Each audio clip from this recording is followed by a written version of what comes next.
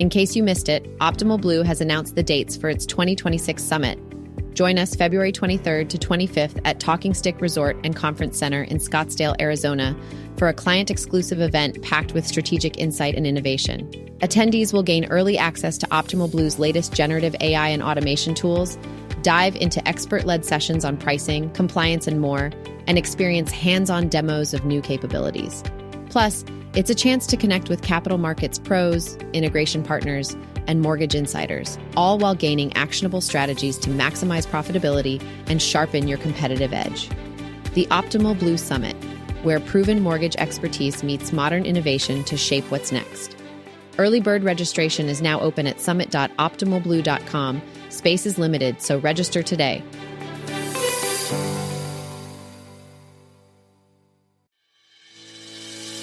Welcome to Market Advantage, the monthly podcast from Optimal Blue. Tune in for valuable insights from the Market Advantage Mortgage Data Report and in-depth conversations with industry experts. Stay competitive and optimize your advantage in the ever-evolving mortgage landscape. Welcome to the Market Advantage podcast. I have Brennan O'Connell and Mike Vough here, and they're ready to chat through data findings from October.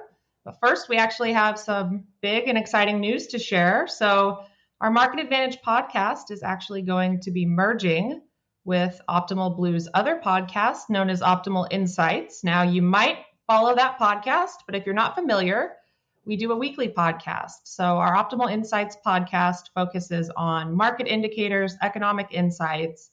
And the reason we'll actually be merging this show with that one is because by doing so, we'll be able to give you this data each month a little bit sooner. So what you'll want to do is look for this segment embedded within Optimal Insights toward the beginning of the month. That way we'll give you a sneak peek into this data insights a little bit earlier, but you'll still want to stay tuned for the full Market Advantage data report the second week of the month for the full complete insights that you're used to getting. So no change to the report, still the complete insights you're used to getting via email if you subscribe. And if you don't, be sure to do so via the link in our show notes. But to all those who are subscribed to our Market Advantage podcast, you'll want to be sure to subscribe to Optimal Insights going forward so that you don't miss the show. But with that in mind, Mike, Brennan, good to see you guys. How are you doing? I think we're all kind of mourning our Big Ten football teams right now between Penn State, Wisconsin, and Nebraska. And Nebraska at least has a winning record, but bad news with the quarterback recently. But the rest of us, we're kind of in mourning here in Big Ten country. Lost a bet to Olivia here. She insisted that if at the midway point in the season, Nebraska was ahead of Penn State and Wisconsin, we would all have to wear our sweatshirts. So Brennan says that, but this was actually his idea. He threw this out yesterday. He said, should we wear Big Ten sweatshirts? And Mike and I were all about it. So here we are representing our alma maters. And I never thought I would say this, but of these three teams, Nebraska is leading in conference rankings. Who'd have thought? So probably the most stable from a coaching perspective too right now as well. Also, who'd have thought? Shot across the bow to you, Luke Fickle, I guess. Should we jump in?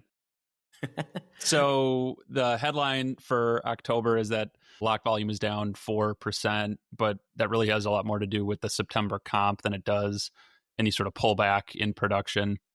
So September, if you look at it, was the highest month for production we've seen in the last 3 years. October was the second highest. So we are still in a very good place from a production standpoint. On a year-over-year basis, October was up 18%. Purchase volumes dropped a nominal 1.5%. That's expected during the seasonal slowdown that we see at this time of year. Rate term refis dropped 14% off the September peak, but we're still up nearly 150% year over year. So again, we're still in a very different place, very different environment from a production standpoint than we were last year. And cash outs did climb 6% in October, and we're up 29% over the same time in 2024.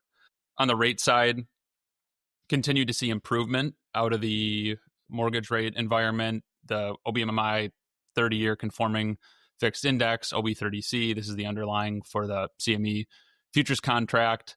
That dropped 16 bips across the end of September into the end of October. So finished the month at 6.16%. That's 63 bips better than the same time last year. FHA dropped 4 bips. VA rates fell 15, and jumbo took off another 11 bips and finished the month at just a little bit over 6.35%. I think what's interesting, so we had a rate cut in October that was largely built in from a pricing perspective into the market. So the 10-year really didn't improve all that much. From the end of September until the end of October, we just saw a 5 basis point decrease in the 10-year Treasury. But a lot of the pickup that we saw on the mortgage side was actually related to the spread. So the spread between the mortgage rate, the primary rate in the mortgage market, and the 10-year Treasury fell 11 bips, just over 10 bips, and is now sitting very close to about 200 basis points as of the end of October, which is the lowest point that it's been since 2022. So good for producers, good for borrowers to see the mortgage rate starting to get tighter with other macro interest rates. Few other odds and ends here in terms of production and credit. FHA in conforming picked up some share at the expense of VA. I think it's actually just sort of a timing dynamic. We see VA production, in particular IRRRLs on the VA side, increase very quickly as rates drop. So I think we saw this very material uptick in VA refis in September, which continued into October, but FHA in conforming sort of caught up. They're maybe a touch behind in terms of speed of refinance. And so as FHA in conforming joined the show, they took a little bit of market share. And then really we were pretty flat on the credit side of things, or from an affordability perspective. Both DTIs and first-time homebuyer percentages were flat. And finally, non-QM share, which we continue to track. There's a secular trend towards non-QM, non-agency production. We did see a little bit of growth there, driven primarily by some increases in both investor and bank statement loans. So I think all in, another very productive month, something that I think was reflected. We were all out at the MBA conference in Vegas, and I thought the energy out there was great, better than it has been in the last few years. And I think there's plenty of reason for that, given what we're seeing in the numbers. Mike, pass it over to you for a few insights on maybe the secondary side of things. Yeah, I appreciate it, Brennan. I would echo that. I think the vibe at the annual MBA conference was pretty positive, definitely more positive than some of the previous conferences from the last year or two. So I think things are trending up there to build off your point. Just starting with some of our secondary marketing trends, we saw on average, best effort versus mandatory spread decrease a smidge on the 30-year conforming, down about 2 basis points. So still, at 33 basis points of a spread there. So plenty of excess profit to be made for folks who want to hedge and then sell their loans in the secondary market. One of the big things that really jumped out to me, though, was the change that we observed in pull-through over the course of the month.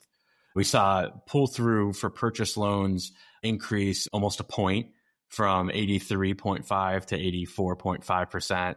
But the big jump was in rate term refinances, where we saw the pull-through increase almost 10%. So it was at 60 odd percent, 60.18 to be exact, and ended the month almost 72%.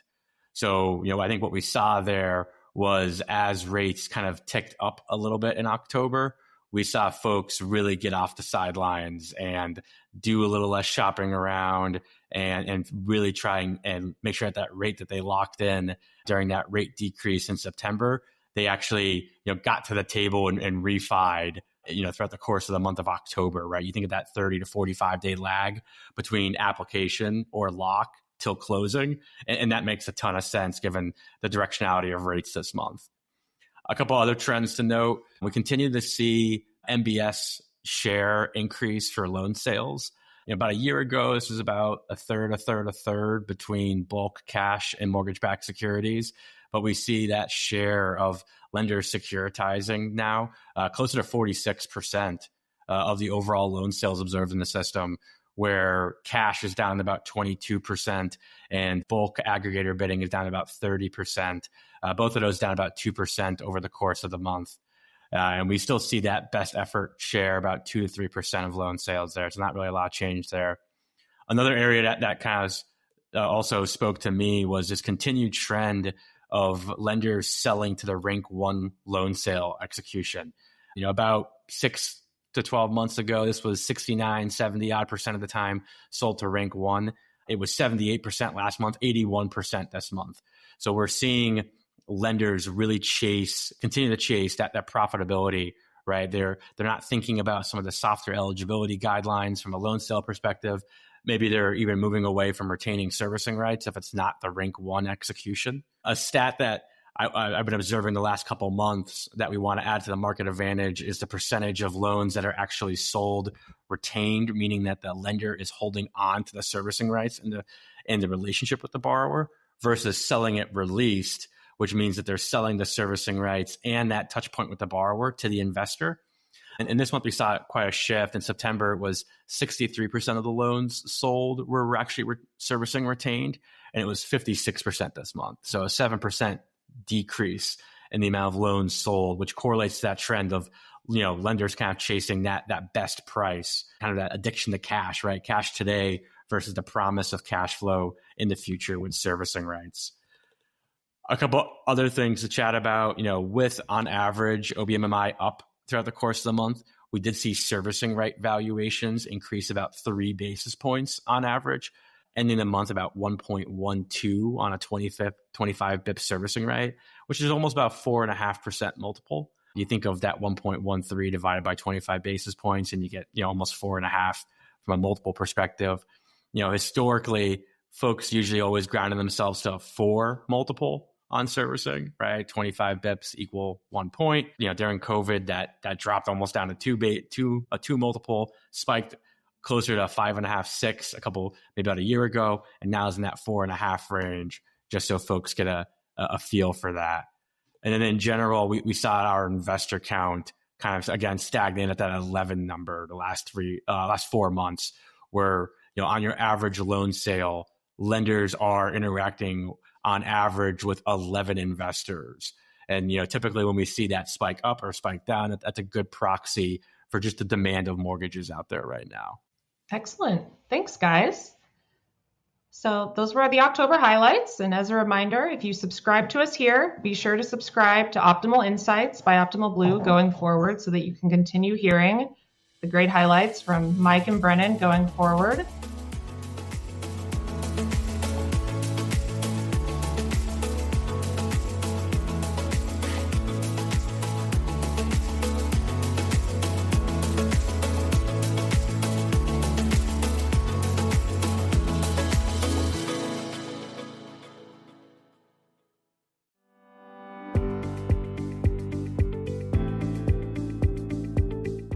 Originators, you know the challenge.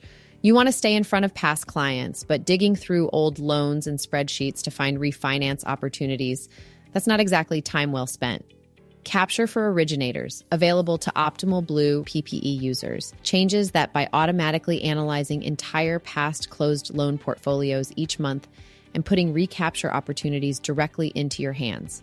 No spreadsheets, no manual data pulls, just a streamlined experience powered by innovation that delivers for your bottom line. Turn missed opportunities into measurable wins with Capture for Originators. Check out optimalblue.com or reach out to your Optimal Blue client service representative for more information.